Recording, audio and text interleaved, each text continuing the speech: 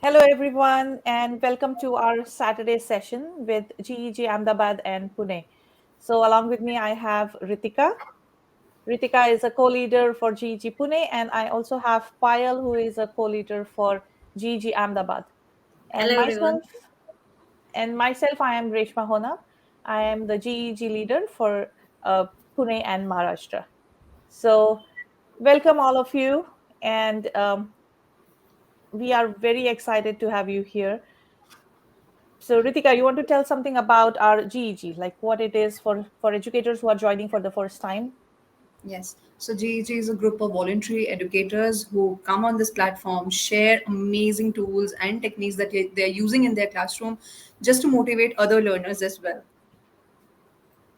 I know, and we started GEG back in 2020 when it was a need of all the educators all around the world in pandemic, and that is where we were looking for some help. We were looking for solutions, and honestly speaking, we have never met anybody in person, but we are like a very close family. So GEG, that means Google Educator Group, is a platform where you meet a lot of new educators and you connect with them, you share what you know, you learn from them, and that is why it just grows. So welcome all of you. And today is pretty exciting. Yes. Yeah. So So we today have we an amazing have, guest. yeah. So from this network itself, we have connected to another educator from a different country where we share the same views, as well as we have contributed, or the educator has contributed a lot to my learning, especially. She is an educator who is always enthusiastic. If you are on Twitter, you should must have always seen her. She brings everybody up all the time, motivates others, participates in other session. So there's a lot to talk about our special educator, and we will welcome her in a couple of minutes. But before that, I think Payal has some fun activity to connect us. Payal, please go Yeah, ahead. yes.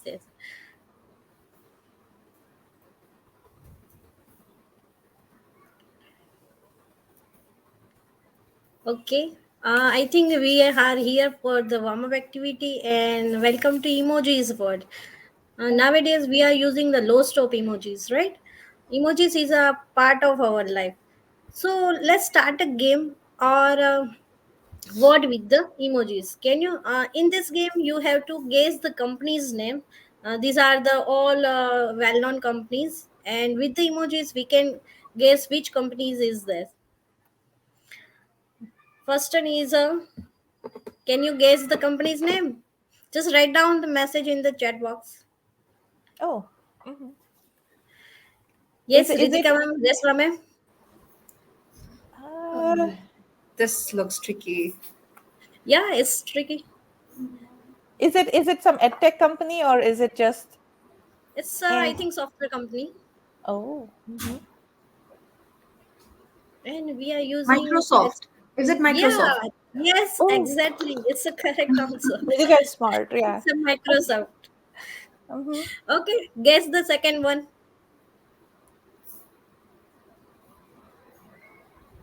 Oh, Yes, come yeah. on. Uh, tea, coffee. I Okay, think this Is it a tech company again. It's or a IT company. I think okay? IT company. okay. Those who are joining us live, feel free to put it in the chat. Whatever you think might be the decoding of this emojis. Uh, Mel, do you have any idea about this? I am just okay, thinking like TI, good something. it's TCS.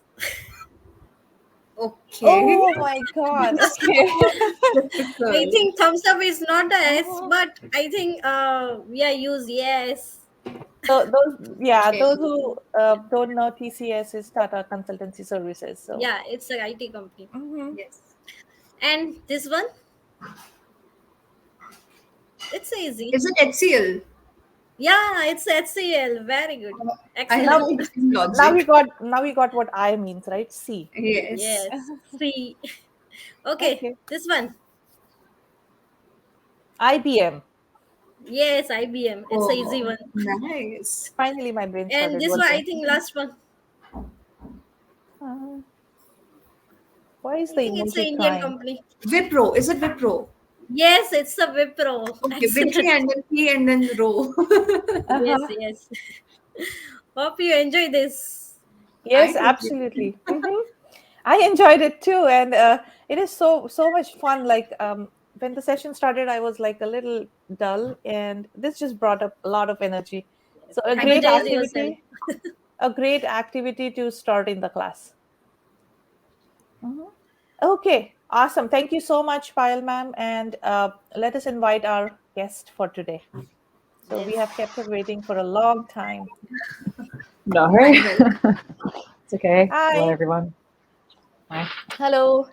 So this is Melissa Eveling, and thank you so much, Melissa, for accepting to come over our GEGs in India sessions. And we are looking forward to a lot of different ideas to integrate technology even in face to face with you. So I'll give a little bit background about Melissa. I met Melissa first time as a co-leader in Global GEG, and shout out to all the global GEG educators who are always there to share what they learn and bring up and inspire others in the whole group. So Melissa is a secondary Australian secondary mathematics teacher for over 10 years. She was in Victoria for 4.5 years, in Australia 5 years, in Taiwan in IB school, and over 2 years in Colombia. So she has been teaching all around the world, I would say. She is a Google certified educator. She's an ambassador for Moat. She's a whiteboard.chat ambassador, as well as she's an advanced educator for Nearpod. So Melissa will be showing us a lot of examples about how she managed to continue integrate technology with different tools into her classroom despite being back face to face for a long time now. And in India and other countries, we are now experiencing the same transition. Like we all were online, we all got really used to all the tools that we can use to help our learners be engaged. But now, when it is almost like a hybrid mode, which tools and what are the ideas that we can keep our students re engaged again? So it is going to be a quite an interactive session. Melissa sure has planned a lot of activities for us. And welcome, Melissa. And we are really looking forward to your session. Hello, Oh, good morning. Oh, Dr. Michelle. Yeah. Hi Perfect there. timing. Hello. Yeah. Good evening, everyone. I'm glad to be here and so glad to have you, Mel, for this session. I would just like to recall, Reshma, a few of the first initial sessions that we had, when we just started the journey for the GG chapter. mhm. And when I joined the global GG community, Mel was one of the first persons that I interacted with on the Twitter, and Mhm. she readily accepted my request to join and follow. And I was very much I'm still very much fascinated with this Twitter handle Funguli. I looked over all those, all your posts, and just saw that how creatively you have been, doing the work in your own class, in your own community. It's really, fascinating and enticing that this is something that we should be doing in our class as well. So this is the day we are going to learn something from you. So welcome aboard, and I'm sure our the entire community, the educators, will be benefited from your session. Thank you. I'm sure we can all learn from each other, not just from me. Absolutely. Mel texted me yesterday and she said, "What exactly should I share?" I said, "You always have amazing ideas. Just pick whatever you like, and True, very it's going to true, be a great learning for all of us." So true. yeah, Greta said she loves Mel's Twitter handle. So let's get started. Okay. All the best, Mel. We'll be right there behind the stage. And if you need anything, just give us a call. Sure. If you can pull up my screen so people can see Yes. it. Okay, fantastic. So thank you, for the warm welcome, and welcome to all of you for joining. Thanks for being here, no matter what, I guess, time zone you're in. So as they mentioned, okay, my name's Mel or Melissa. I teach here in Colombia. I've been here for a couple of years, but yeah, I've traveled quite a bit around the world. Been some interesting experiences. I'm an ambassador for a couple of things, but nothing extreme. It's just a couple of tools that I really do enjoy using in my classroom. So for today, there's a few different things that I'm going to go over. One of them is about Blooket, if you've used it before, about Desmos, about the agenda, about some content creation and giving students choice. And yes, so explaining my situation right now. So this whole school year, we've been fully face-to-face. So there have been some students that are occasionally remote. So they'll, we do need to maybe connect to the meet with them sometimes, but the vast majority have been in school. And so as Reshma and Ritika might have mentioned, the fact is that when you're going from fully online or going, I don't know, hybrid back to fully face-to-face, how do you know which parts to bring back into your classroom and which parts might work still okay for you and which parts you're like, no, I don't want to use that anymore.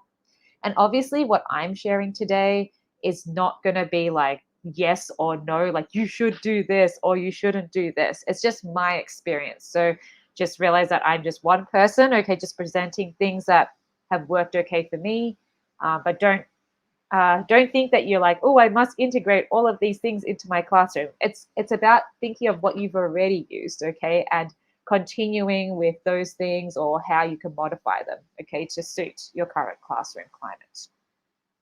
So I do have this question. This is a check-in, okay, that I actually did with my students yesterday.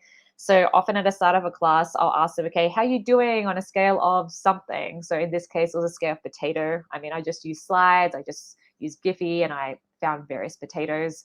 And I mean, in the chat, you can give me a number, like from 1 to 6, how you're doing. And this is what I do at the start of each class. So when we were virtual, I did this, I shared my screen in the Zoom or whatever, but then also in person. So like as I come into the classroom, they usually see this projected on the board. And when I do the attendance, they have to tell me like what number they are. Sometimes I'll ask some questions about it, depending on how they've responded.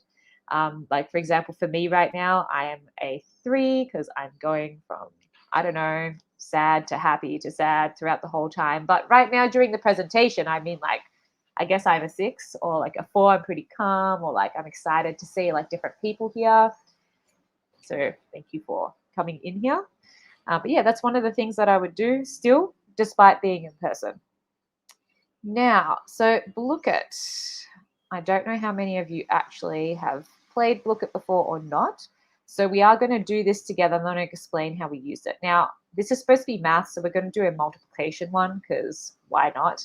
And later on, I'm going to share the slide deck so you can have the resources. You might be like, so how do I use Blooket, and how do I get set up and that sort of thing?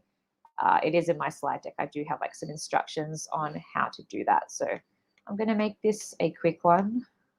So I'm going to say host now. And here. So you can go to blooket.com/play and enter this game ID, or I'm going to drop this in the chat for those that are hosting, and they can drop this in the live chat so you can join in. So I'm going to give you a couple of minutes to join. So I do this also with my students. So we're face-to-face. I project this up on the screen. It might be at the start of a lesson, the middle of a lesson, the end of a lesson, like as a exit ticket or something like that, just for them to get involved, check their understanding of something. And students really like it because it's not like Kahoot where it's like, the faster you get questions right, the better score you get, because it's like a sort of like a chance. It's like, okay, so am I going to get gold or not? It's like, it's luck actually. Okay, so I'm going to go and enter myself, okay, while you guys are joining. And you can write me in the chat to tell me if you've used Blooket before, or I guess if you're focusing on getting into the Blooket. I mean, you can just go blooket.com/play. Oh, we have Pal and Greta are in. So 486. 910. And when you get in, you'll notice you have like all these different animals. So you can decide, what animal you want to choose. Because when you get in, you'll have a default animal. So right now I am a rabbit or something, but I can go and choose something else. Like I want to be a tiger. Woohoo. And some students might join late. They're like, no, because I'm just like, I'm going to start it now. And they're like, no, but they can always join after. They can just put the code in and then get in. Okay. So I'm going to start now so we can have a quick go at this, see how we do. Okay. Let's see. So you're going to see a question on your screen. You have to answer it. And then you have to click somewhere on the screen. Then you have like a chest. You have to choose a chest. And for me, it just said I got no gold. And then you keep going. So like, it says, so I got no gold and then I lost 50%. I don't even have any money. I mean, this is very sad. Oh, now I got triple gold, but I have 0 gold. So not very effective. Okay, so let's see. And it's funny when you do this with, sorry, Greta. When you do this with students, and if you join with them, and they'll always try to steal your money. It doesn't matter. Like what score you're on, it's just going to happen. Ritika, come on. But yeah, hopefully you understand how to play. So it's like answer the question, click somewhere on the screen, choose a chest, click again, you'll have a new question, and it repeats over there. And you can decide like how to end the game. So if you want to end the game early, you can randomly actually click here and say end now. Because some students are like, end it now, because they're in the lead, But you're like, no, we still have 1 minute and whatever to go. And a lot of them, they won't even notice the time until there are like 10 seconds left. Like, no. And then all these things are happening because anything can happen within like 5 seconds, basically. So, yes. I mean, you have a minute or so. I could end it. I mean, but it seems like people are pretty into it. I don't know if people are writing anything in the chat. Oh, Pam's in. Pam, you could play too if you want. I mean, the code is there. It's 486910 if you want to pop in. It's nice to see you here. I haven't done presenting for a while, so some fun times doing some boogets. And yeah, if you do get it wrong, you have to like wait a little while before you can go to the next one. But it's still okay. You can still do it. I just keep getting like no gold. Greta is on 1,000. Guys, you have to swap with her or steal from her. I mean, it's happening right now. Let's see. Ooh, take. So sometimes you have an option to take money. I just stole some money. So we have 20 seconds or so left. Already got. And you understand it's not really about being fast. Okay, you do need to get questions right, but the outcome, I mean, is really random. Okay, as to how you might win or lose. It's like the luck of the draw.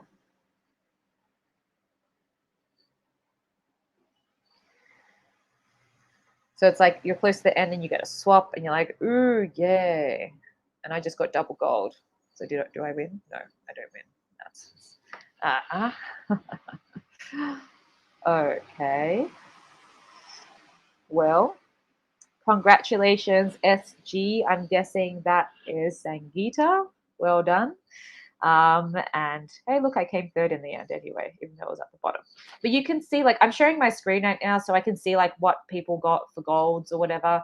And usually I would not show the report, but I might view the report and see, okay, well, you guys are pretty much geniuses, 97%. Well done. Multiplication facts, you guys are cool. But I can see in here who actually got, certain amount of points. And because often the people that get the highest scores, so like, for example, Paul got 100%, but they only got 1,000 something gold. So, but I don't usually share this page with the students. Okay, I'll just usually share maybe the overall percentage and like their rankings with the gold. The students can see their own percentage, but not the rest of the class. But it gives you some good information, okay, about do we need to do this again? Do I need to like refocus, I don't know, or go over like a concept or something like that. I don't know if anyone has questions about, yes, everyone's saying that's excellent, exciting. Yes. So it really, you're talking about like re-engaging students, right? So even with like virtual learning, I guess I had times where students just were not engaging and they weren't doing it. But like now students are like, are we going to play Book It? You know, they get excited about it. So, I mean, it's something you can still continue, you know, with your classroom. Don't, or it's something for some of you, it's new, right? So something you might want to introduce with your classes. So like a break from doing Kahoot if you're doing Kahoot all the time. Anyway, so later when you see my deck, you can actually click here and there's like some step-by-steps of how to set up your account. It's free and everything, okay? So you don't need to worry about that, but just about if you want to assign something as homework or whatever, you can do that too, okay?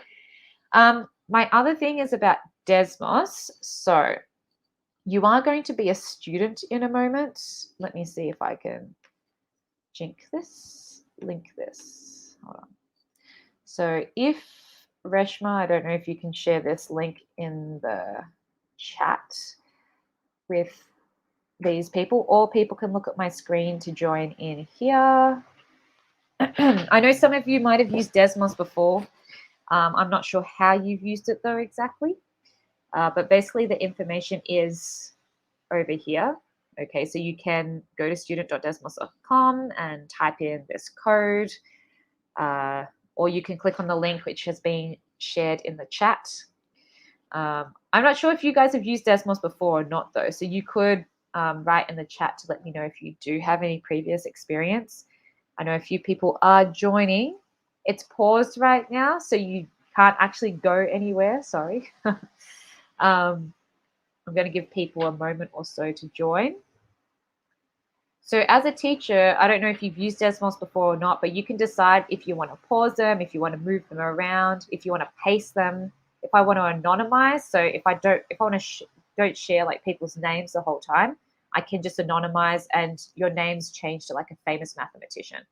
So I'm going to paste everyone to the first two screens and I'm going to unpause you.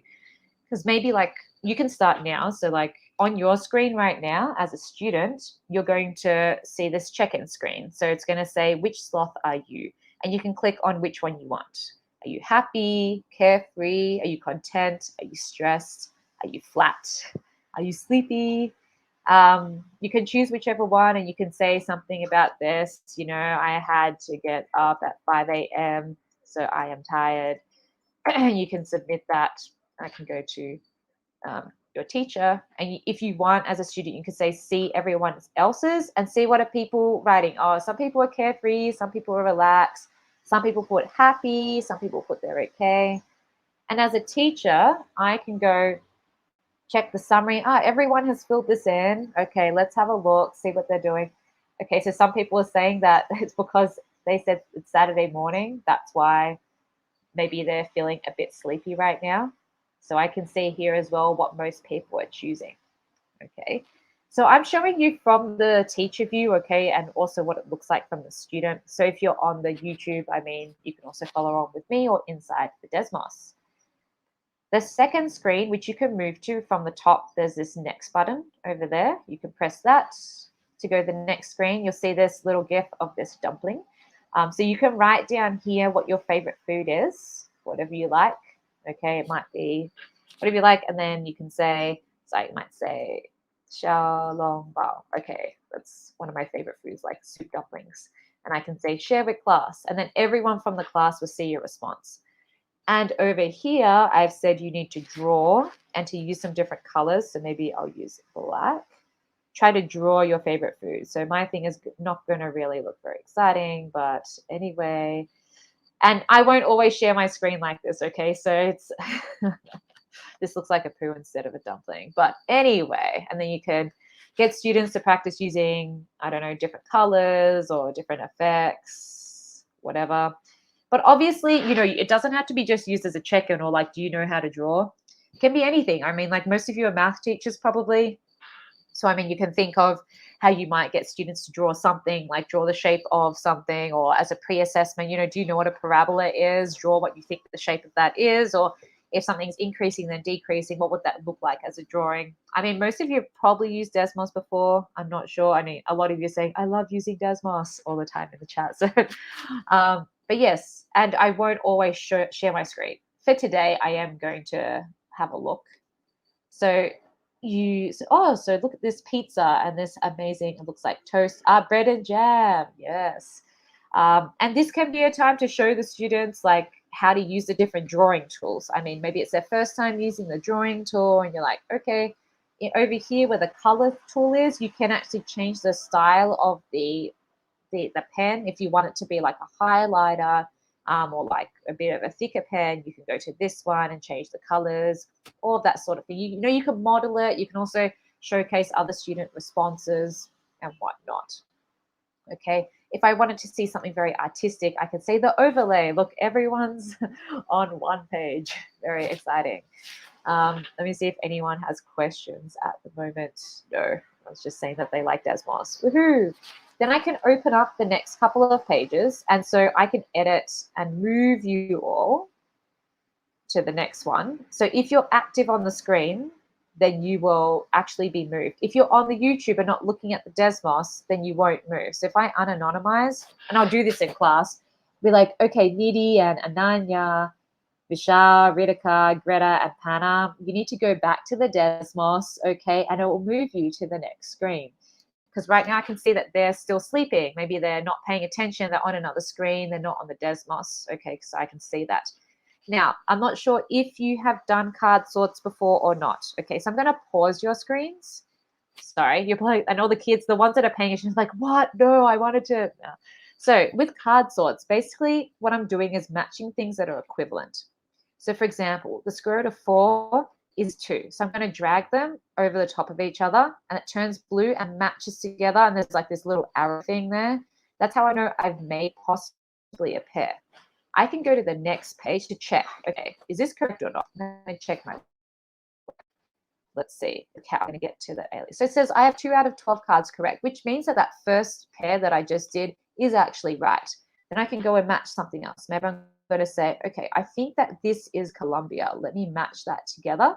Let's go to the next screen. Let me check my work. It's still the same, which means that, okay, that wasn't actually, you know, the flag of Colombia. Obviously, it's not. I do know that that is Malaysia. Okay, don't worry, Mom, if you're watching. I do know what Malaysia is. Okay, then I can unpause and then you guys can play. Okay, so I'll give you a couple of moments to have, you can have a go yourself. I don't know, let me check if anyone's asking anything. Okay, no one's asking anything right now, so I'm just going to see how you're going. I will anonymize so you don't need to feel like worried that people are going to be like, no, this person doesn't know how to match anything. So as a teacher, I can see like who's actually on this screen right now. So a couple of people have left, okay, clearly. So I can see like who's getting things right or wrong. And you guys can check yourself. You can go back and forth to check. I can go and see, show the correctness. So previously, we didn't have an option to actually self-check. So students couldn't go and actually check themselves with a screen to say how many cards they had correct. So I would share this screen anonymously and to show them, okay, so Marielle, you have 3 pairs. And look, it says Ritika. Okay, so Ritika, you have 3 pairs that are correct. Well done. Or Jamshid, you've got 3 pairs correct, but you can drag the others. Concha, you probably need to redo a couple of those because they're not really working. And I might go to their screen to have a look. And I might say, okay, so if you're matching, and I can put a little feedback here thing. Okay, so I might say, hi there. So when you are matching cards, you need to drag them over each other so they form a pair, like what you did with Colombia and the flag. Because like with Colombia and the flag, it's actually matched, okay? Like it's got this little arrow, whereas these ones, like for example, Taiwan, this hasn't matched yet. It's like not actually on top of each other. So when you drag them on top of each other, they turn into this blue thing, and now they're together. When you move them together, they're together, okay? And the students can't actually respond. So I'm not sure who this is. Concha, who is this? Rupali. So Rupali, if you go to your screen, so with the matching cards, you can see my feedback. So I've written this feedback for you. You can't respond to it, but I'll know when you've read it because right now it says unread by student because maybe they are in the YouTube, maybe they're watching me instead of, you know, being in here to see the feedback. Okay. No one is asking any questions right now, but yeah, just know that in Desmos, I mean, if you weren't aware, you can actually give feedback to students, and I know whether they've read the feedback or not. So I can see, I can go to, wait, let me see. So I can go to Nalini, and I can just say, let's say, I can just say, well done, amazing job. Okay. And I don't know if Nalini, who is Nalini? Greta, if Greta is going to see this, I will know, because this will change. Instead of being unread, it will say that it's read by her. Okay, so that I'll know that, yes. So right now that's disappeared. So Greta has seen my feedback. Okay. No one is asking anything. Okay, so I'm going to edit the pacing. I'm going to move you guys. Sorry, it's just a quick look. Okay, because there's a few things we're looking at. So I'm going to move you to the next screens. So if you're on the Desmos, it's going to move you, okay, to this screen where you're going to have to drag and drop the order of least favorite to favorite. So again, okay, depending on what subject you're from, I know most of you are mathematics, so you can think about like the card sorting activity, what you might want to match together, like equivalent expressions, okay, or maybe vocabulary with a graph, or like, yeah, equation with a graph or something like that, because you can have options of pictures matching with words, or pictures with pictures, or words with words. So you can think of all the different options that you could be using, okay? And then in here, from maybe instead of favorite class or least favorite class, maybe you're ordering numbers, you know, from smallest to largest, with integers, with whatever. Okay, you can think of anything. And yeah, and you can see as a class, like if you want to have an answer key, you can as well. Okay, and let me see what people are having there. Let's see. So I'm going to have a look at my teacher view. So someone says math is their favorite subject. Someone says music's their favorite. Someone says ELA is their favorite. And math, oh, wow, math is at the bottom. Sad times. Hopefully, maybe you can bring math up closer to the top. But I understand not everyone's favorite subject is maths. Okay, not like me and some others. So again, I could go and say Gloria and Ali, you know, you can, if you go back to the Desmos, it's going to drag you to this spot over here. So you can see at any time, like if the students are paying attention or if they're looking at something else. And I like to always just test it when I put the pause like inside the class. You can hear like the groan or hear like the what are you do? I was in the middle of that. So you know also, you know, if they're actually paying attention or not. And if they don't react, it's like, you're not actually on the screen you're supposed to be. Yeah, so Reshma's asking whether you've used it. Oh, Betsy, what is your favorite class? Let me think. What could your favorite class be?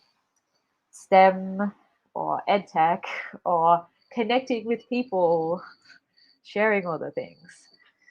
But yeah, you can decide what you like, okay? And then here, obviously this is math, but I did not make all these things. So I borrowed them from different educators. Some of them I did make myself. I didn't make this one, okay? All of these Desmos screen have like a computational layer where you can like do some programming in a way, or coding, okay, to program what happens when you drag this somewhere. So if I'm dragging it over here, for example, it says, oops, that's the x-intercept because it's on the x-axis. So I'm like, okay, maybe I have to drag it over here. Yes, and it says great job, you know? That's like an interactive thing. Just in case you haven't really used Desmos that much, okay? I know some of you are like, yes, I'm an expert, I know everything, okay? But just showing you. And then the last screen is a reflection. So I like to have this, whether I'm using Desmos or not, like as a reflection screen, to say, okay, so how well did you understand the class today? And having here, okay, what did I want you to understand? Do you know how to match cards? Do you know how to use different colors with the sketch tool? Can you drag items? And then include here, like, what do you need to work on? So you can think about your class. Like at the end of the class, what do they need to understand? Did they know how to factor quadratic expressions? Did they know how to recognize prime numbers? Did they did they need to know like the shapes of graphs or whatever it is? Okay, I'm trying to relate to maths randomly because I know there's like some math people here. And then so they can drag this to whichever, so you know, okay, so whereabouts are people, how are people really feeling right now? And what have they identified as something that they need to work on? And as a teacher, I can go to the summary. there's only 3 people that have, or 4 people that have filled in the reflections. Some of, I guess, a lot of people have left. Wow, so many people joined randomly and then left again, maybe. So let me just have a look at the summary here. So I can see that Jamshid's saying, I need to work on coding, sales been my struggle, need to work on my math skills. And I can see here the summary that most people are understanding it. Everyone's saying that they get it so far, because I can see these little the shaded bubbles, I guess. That's how I know the overview of where students are at. And if I wanted to be like, oh, who said what? I can go to the responses individually and say, okay, so this person's saying they think they get it. Oh, no, but they've moved it. Okay, so most people are saying they liked it, that they can work on their own. This person said they got it. Maybe it's their first time using it. So I'm like, okay, so maybe they need a little bit more work. But everyone's mostly on the positive end. Okay, but that's Desmos. Let me see if anyone has questions. Greta's talking about the fact that she used it in an English class. So you can think about, if you're not a math teacher either, this can be applied to anything, right? Think of all the things that you could use it for. And so at any time I can edit the pacing. So I can say edit, I can say maybe I just want people to go back to the starter screen, or I want people just to go to the reflection screen, so they're just focused on that. So I'm just like bringing everyone, whether they're finished or not, to that final screen to make sure that everyone can fill in that. So I'm like, guys, but where you got to, okay, just complete this so I get a quick idea of how you're doing.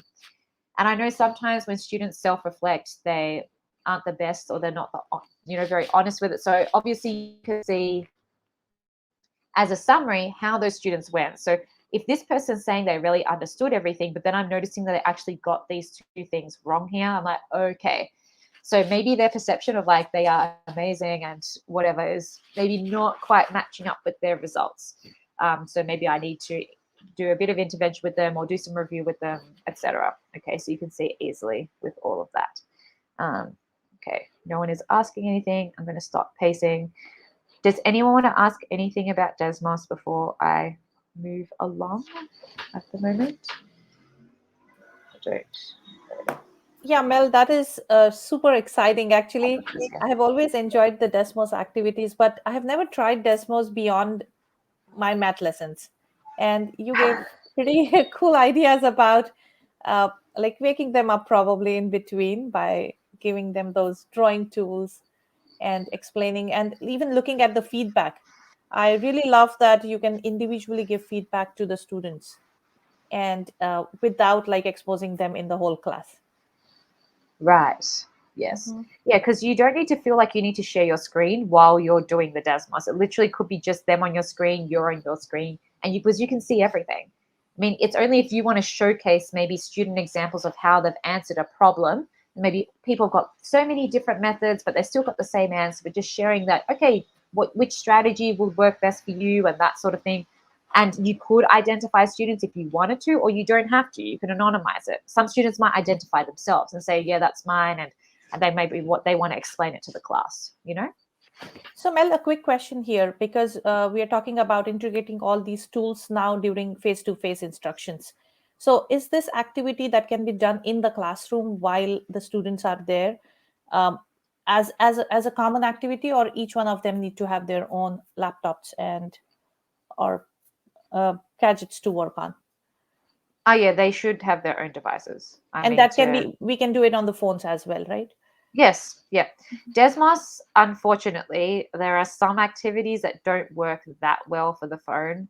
And usually you can see it in the information about the task. So they'll usually say whether it's suitable for phone or not. So if I go to like the activity page, that's a good question. Okay, because like each platform sort of has, I guess, their strengths and weaknesses and whatnot. So this one, so it's saying that for mobile, we do not recommend this activity for phones, because one of the tasks that you guys had to do was the card sorting one.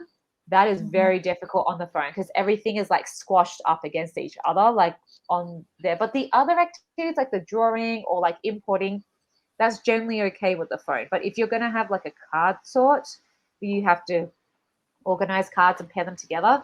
That is quite a challenge on the phone. Yes. Yeah, I think, or even we can have groups of students, right? So Oh, yes. if we do not have a lot of computers like one on one, we can always have a few computers shared among the students.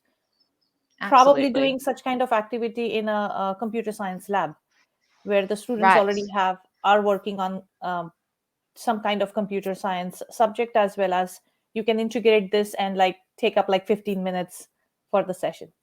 Mhm. Definitely. Yes. So yeah, I mean, ideally if students have their own devices, of course, but otherwise, yeah, if you can share devices, work in teams, collaboration, of course, I think that's great.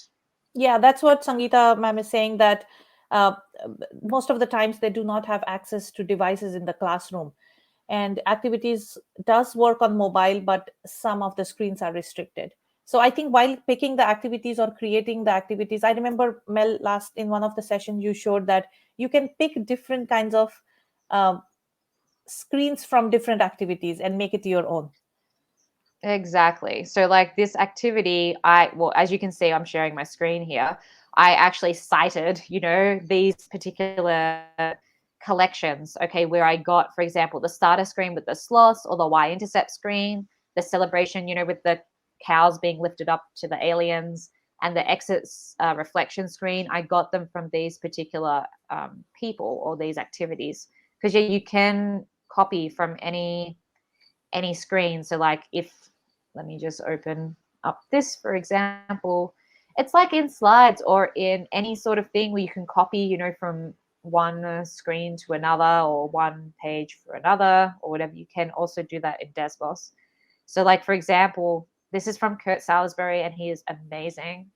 He's also I put some contact details in the slide deck, okay, for people that are useful to connect with for Desmos. Obviously you can talk to me. So let's Mhm. just say I'm like, oh, I really like this check-in screen.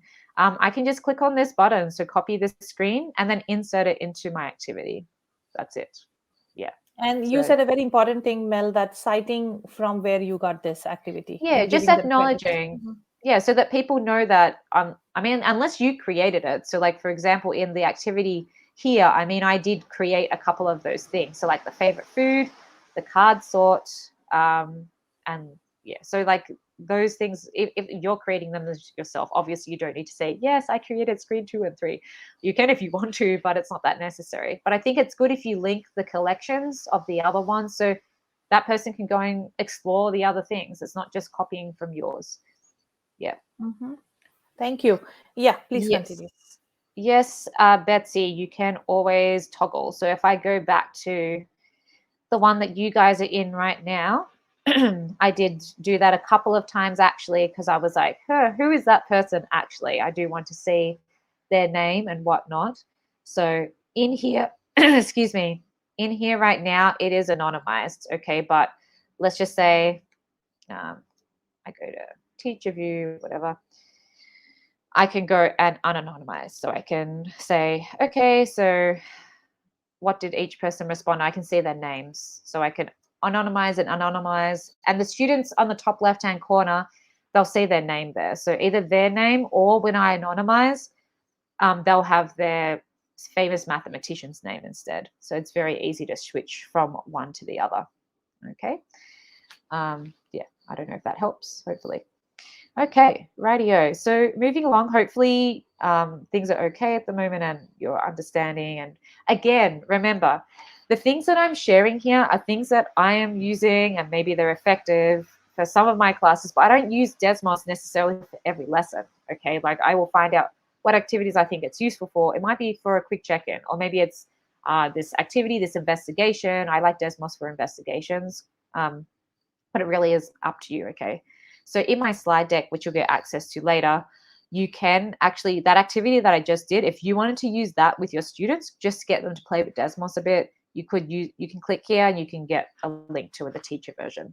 And if you're still like starting with Desmos and you haven't really used it that much, you want to explore more, you can click here. I have a Wakelet, okay, that has resources, okay, for getting started with Desmos and people you can connect with and whatnot. But of course, you can always talk to me, okay, and also other people that are in this group who are very excited about Desmos too. Okay, so other things I'm just going to quickly talk about, because we're all about, okay, so what did I still use in my classrooms? How do I use them? Are they still effective? Blah, blah, blah. Okay, so daily agenda is something that, like my school, I use Google Classroom. So under classwork, I pin this published slide deck at the top that says new daily agenda, semester 2, and I update it. I don't need to update this because it's a published link. So I have a Google slide deck with all the things about my classes for each day. So you can see in here, how I might have, I have like what they need to do, basically links to whatever they need to get done, what they need for the lesson. I also have a Moat thing. Look, I'm also drinking from a Moat mug right now. I am a Moat ambassador, you know. But now you might be like, so do you still need this? Because I mean, in the classroom, I generally write up on the board like a checklist, like alert, what do we want to learn today? How are we going to achieve that? What do we need to get through? So they have that visual right there. But if students want to go back, they want to go back and say, okay, so what were we doing last week again? What we were talking about, what were resources were linked and whatnot. They can't go back to the board, right? Because you've already erased the board, it's gone. So I'm still using the daily agenda. So this slide deck that I published, and the students, they know to go there basically at the start of most classes if they want to access the resources. You could also post the links on Classroom for every single task, okay? But sometimes Classroom can get a bit crazy with having like 6 different links or something for the week, instead of they can just go to the daily agenda and get the links from there. But obviously, again, this is something that has worked relatively okay for me. And I mean, like some students, they like it. Some students don't like going to the agenda. I mean, each to their own. But I think the main thing is like if there's a student that's absent or there's they just want to go back to access some information, I think their daily agenda is a pretty good resource. Okay. I don't know what you guys have used before. I don't know if you can share in the chat to let me know.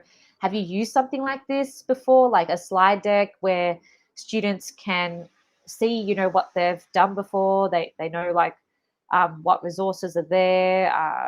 I'm not sure like how you share, how they know like what's going to happen in the class and whatnot.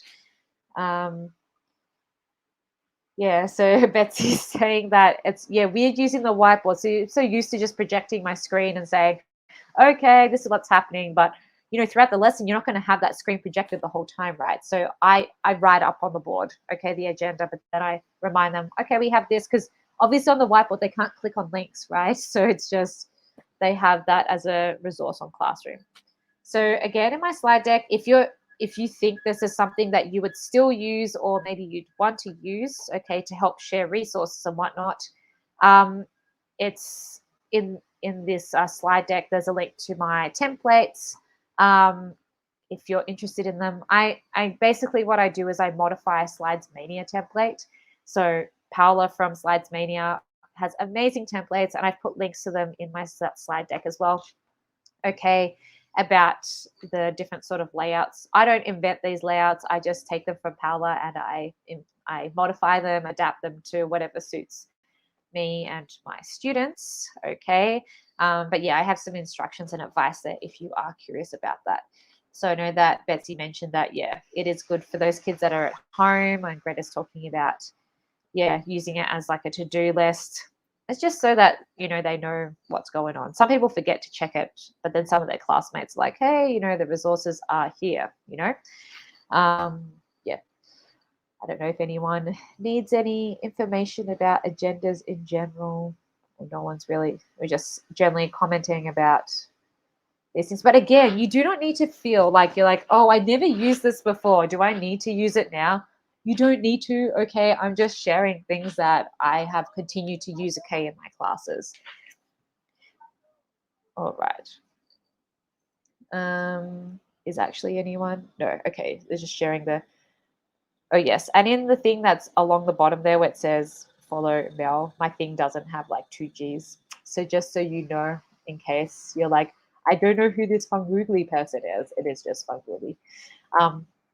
Okay, so content creation. Now, I am not sure about you, okay, but for me, the year, but during the pandemic, I recorded a lot of videos. Like I went extreme in video mode, or in creating resources for students so they could see them, or like uploading photos of process, or just so many different things that we use for our lessons that we didn't really have before, So, and I just want to be like, okay, now that you're back in the classroom, doesn't mean you can't still use those videos that you already made last year. I mean, if you're teaching radicals again and you made a video last time about radicals, you can still share that as a resource for students.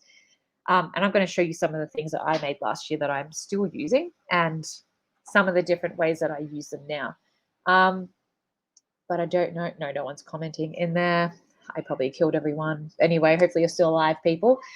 So I use I've actually, okay, I used a lot of different things, but I'm just these 3 things. I use Loom for screen recording. I know a lot of people use Screencastify.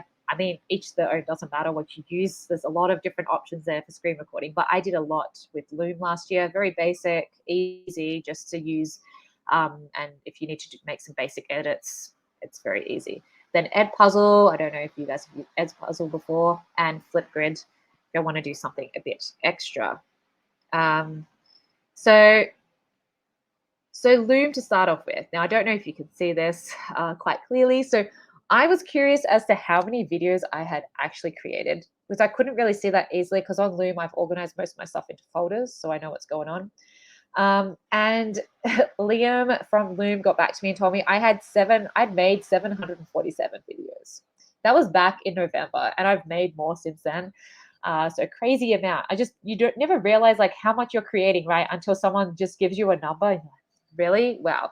So it's like, okay, so since I made so much content, I don't need to go and make that same stuff again.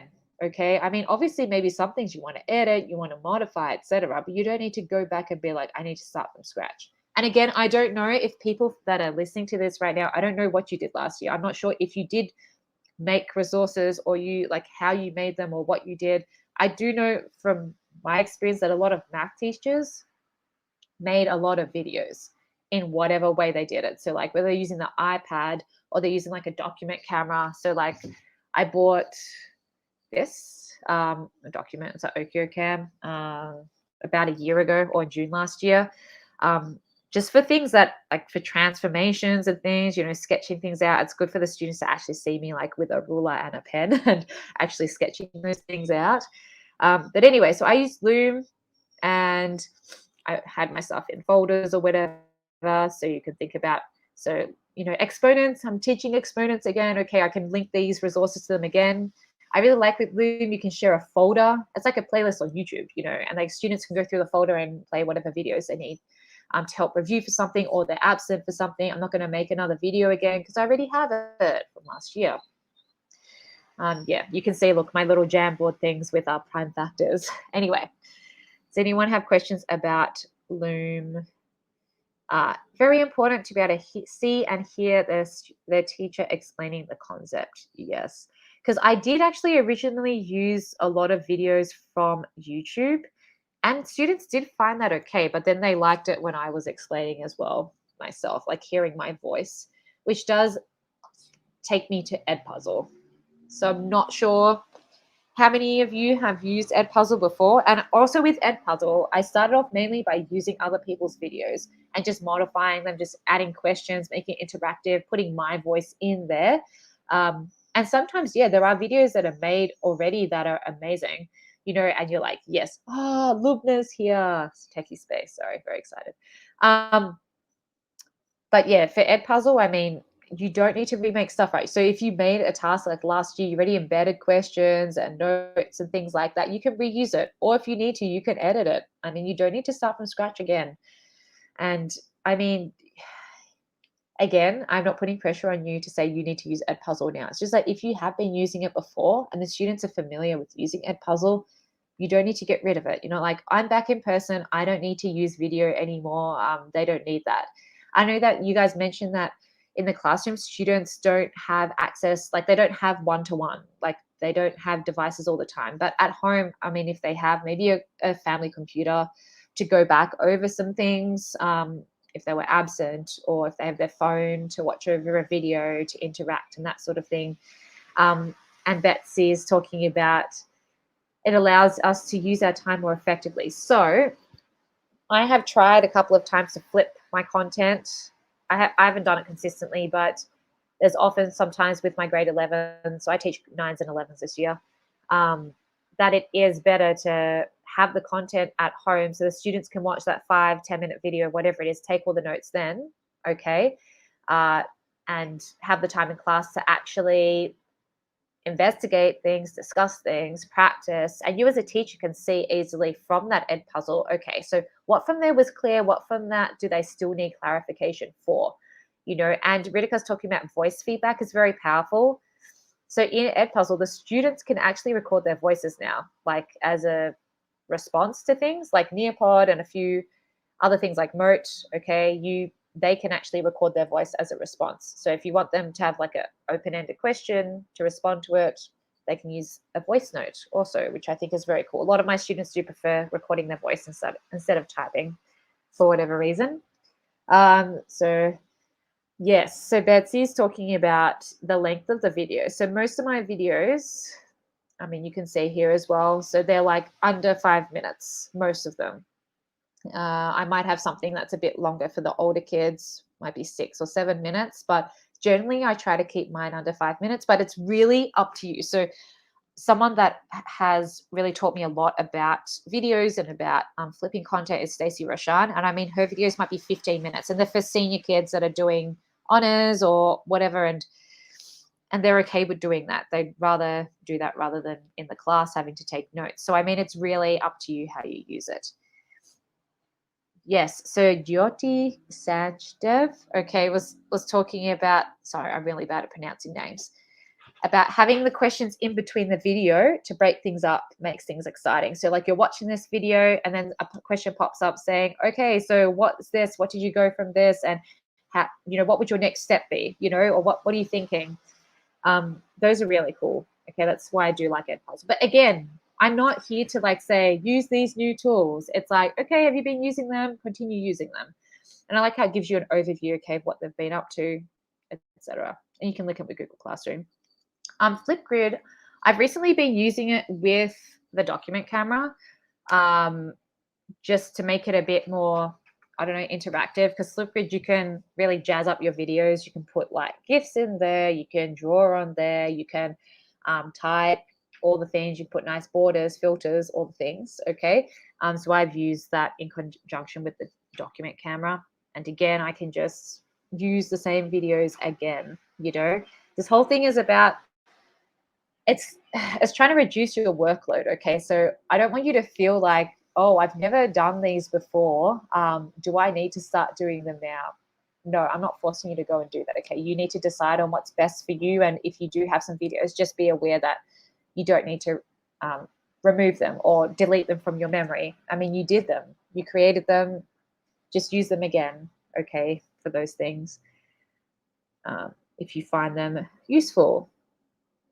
And the last bit is about choice.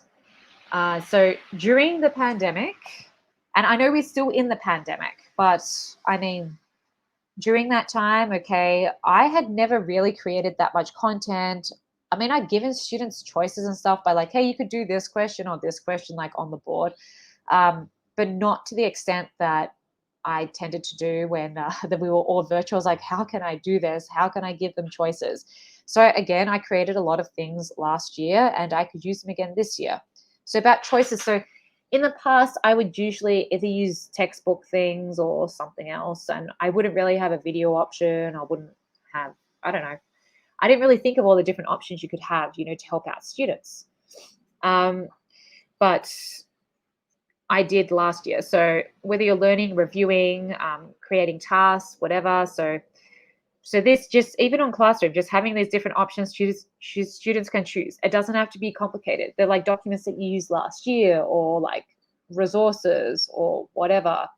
Just students have, like, this is a very ugly style document, but I mean, they have this like, okay, I want to use Bookit to review simplifying exponents, or I'm going to go and do IXL for this thing, or I'm going to go and check out Desmos for whatever. I'm going to do a quizzes. And how you present it, I mean, it's up to you. And like in answer keys and stuff now, I often have like a video explanation there. So in the past, I just have a written explanation, but because of last year and all the content that was created, I can just link a video explanation in there so they can just go and see that as well if they prefer. I also had these are things that I used last year and I use them again this year. So I did translations again, like for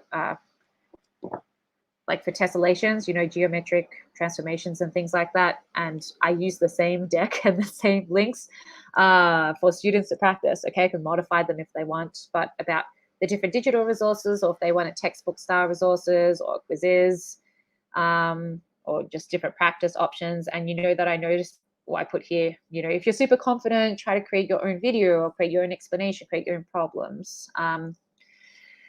And this is also something that I created last year. Again, I used it again this year. I didn't and they have choices. So for example, to review for transformations, they could look at paper style tutorials. So like last year before I had the camera, I used my phone and I was recording myself doing this, but I'm not going to do that again. I already have that resource and it still looked pretty clear. So I was like, I'm going to share those again. And other things that I did on Jamboard or just general practice things.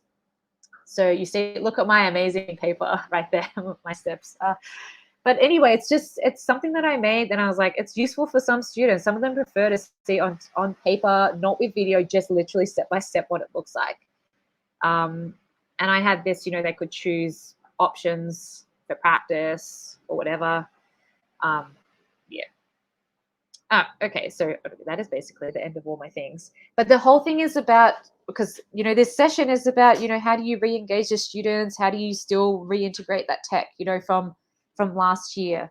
This is how I am doing it, okay? So, yes, so what Reshma is saying there. So I had a bunch of kids that have been on tournaments, the last couple of weeks for sports, so they can go to Classroom and access the resources there. It's not like you're just, okay, I'm back in the classroom, so all I'm going to do is just keep everything on the whiteboard.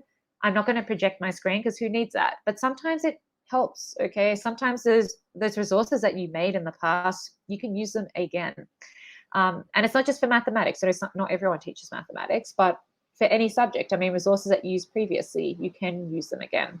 And just giving student options, of how to practice, how to review, how to understand things, how they want to work, I think is an idea. But most people, I think, did that last year. They realized when they come back, they go back to just, I'm just going to teach you all at once, and then that's how it is. By giving them options of how to practice. Okay, that can be there. And yeah. That was amazing, Mel. And I'm still thinking, how can you manage to do so many creative things all together? You're What I did, so creative. but I'm not like, I didn't have to create those things again. This year, it's just stuff that like last year when we were online, it was crazy, but we were just doing a bunch of things online. We're creating a bunch of things online. And so it's just, okay, I can use those things again. If necessary, if I want. So it is what it is. It's there. It's just that I don't want people to feel like they have to restart, like we already have so many things from the previous year. Why do you need to go and you can like maybe edit things a little bit to improve some things, get feedback from the students, but you don't need to feel like, oh, I need to start from scratch, or I'm just going to get rid of everything from my classroom. That's something that I was like, And that saves a lot of time. As a teacher, we are hardly, getting any time. So that saves a lot of time to use the previous resources as well. Yeah, and basically, right. even exactly the same thing. Why after we went back face to face, a lot of teachers are now going back to the traditional practices. But I really feel that the things that we have learned in a couple of years, that is actually what we need to go and take with us further. So the hybrid model, like Mel was talking about, her students not being in the classroom, and it is so difficult for them to catch up later, along with teachers to make sure that they have learned. So having those kind of videos and then putting them in any kind of LMS or sending it to them in any form, and using Edpuzzle, using Loom, like lots and lots of ideas that can be continued in our classroom. And I just realized It the three just of us are math educators. Yeah, that is why Mel has been my savior for a long time. I was just what chatting with her one day, and I said, "How do I teach sine, cosine, like trig functions?" And she's the one who told me, "Oh, why don't you make those sliders?" My students just loved it because they could play with each of those variables in there, in the trigonometric functions, and they loved it. They loved it because, even if 100 times I draw those sine cosine functions on the board, it is very difficult for me to draw as well as for them to understand how the amplitude is going to uh, give an effect on what the function is going to look like and how it changes other things. I still think that traditional does have value and a place in the classroom, though. I mean, you still can use the board. I think that's important. Students like the board. My students are obsessed with the board for Mm-hmm. whatever reason. So, I mean, you can still balance, the thing. Just don't feel that like you don't need to use any technology. There Mm-hmm. are some parts that tech can help you with to help, like what you're talking about, with investigating with the graphs and adjusting the sliders. But you don't need to feel you need to still make everything technological. Like, it's just you decide what works best. Just think about your lesson, what you're planning, and if tech helps with it, not just replacing something, but like helping, I don't know, helping it be more engaging or something Mm-hmm. like that for the students, then yes. But I don't think people should feel the pressure like you must use all of these things now. No, I don't use all of those things in one lesson. Okay. It's just decide when you want to use it and why, what's the purpose behind it. And that is so Absolutely. true. I mean, well Mm-hmm. said. And I want to thank all the audience also because they were really, really interactive, and I think they loved all the tools that Mel has shared. So thank you everyone for being a part of this session, and thank you, Mel. A big, big thank you for No, thank you sharing this guys. with No, thank Thank you you. guys I'm for sure, having yeah. me. I'm sure a lot of educators are going to watch the session later because we had a Power Pack Saturday today. So lots of different types of sessions on there. But thank you so much, Mel, for accepting to come here early morning on a Saturday and sharing all the things because I've always been following her on Twitter. And like I said, I really need to, like, we really need to bring it out to other communities who are just coming up uh, and getting into the hybrid mode now. So thank you so much for sharing all that you knew, and we look forward to having more sessions with you. Thank you. Bye And for those who, now. yeah, and sorry, before we leave, the feedback link is in the chat. So those who joined us, feel free to please give us your feedback. What other tools you would like to learn? Any specific tool that Mel showed, and you want to know more details about it? Like there is a lot of different things that can be learned within that particular tool as well. So do let us know. As well as now we have a GEG India Connect website in which all the India GEGs are listed. So wherever you are in the world, feel free to connect with us. I have posted that website also, the link in the chat. So go ahead, check that link. We have amazing GEGs coming up in India, helping educators learn and inspire each other. So thank you so much, all of you.